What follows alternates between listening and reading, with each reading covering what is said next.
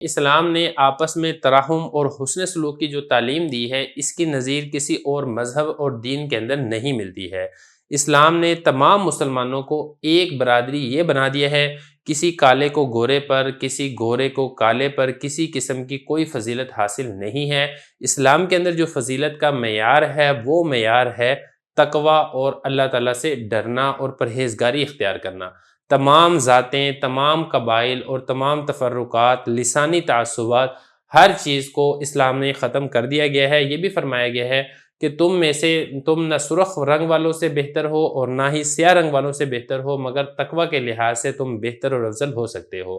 اسلام نے ہی یہ قرار دیا ہے کہ تمام مومن ایسے ہیں جیسا کہ ایک بدن ہو۔ اب دیکھیں انسانی بدن ہے، اگر اس کے آنکھ میں کوئی تکلیف ہو تو پورے کا پورا جسم بے چین ہوتا ہے۔ اگر سر کے اندر درد ہوتی ہے تو پورے کا پورا جسم بے اطمینان اور بے سکونی محسوس کرتا ہے۔ بالکل اسی طریقے سے یہاں پر یہ تعلیم دی جا رہی ہے کہ اگر کسی ایک مسلمان کو کوئی غم ہے، کوئی تکلیف ہے، تو دیگر مسلمانوں کو بھی یہ نہ ہو کہ صرف تکلیف ہے تو اسی کو تکلیف ہے، مجھے کیا پرواہ ہے، ایسا نہیں ہونا چاہیے۔ اس کو بالکل ویسے ہی خیال اور احساس کرنا چاہیے کہ جس طریقے سے اگر اس کو خود کوئی تکلیف پہنچتی تو اس کو کس طریقے سے اپنا خیال اور احساس کرنا چاہیے تھا۔ تو لہذا چاہیے کہ دیگر مسلمانوں کی تکلیف کو دور کرنے کی کوشش کی جائے اور دیگر مسلمانوں کے غم کو اپنا غم سمجھ کے اس کو ختم کرنے کی کوشش کی جائے۔ اگر پوری امت مسلمہ میں یہ والی بات آج پیدا ہو جائے تو پوری امت مسلمہ کے اندر اتنی طاقت پیدا ہو جائے گی کہ پوری امت مسلمہ میں سے کسی ایک فرد یا کسی ایک قبیلہ یا کسی ایک ملک کا اوپر جو کفارہ ظلم و ستم اور تشدد کر رہے ہیں،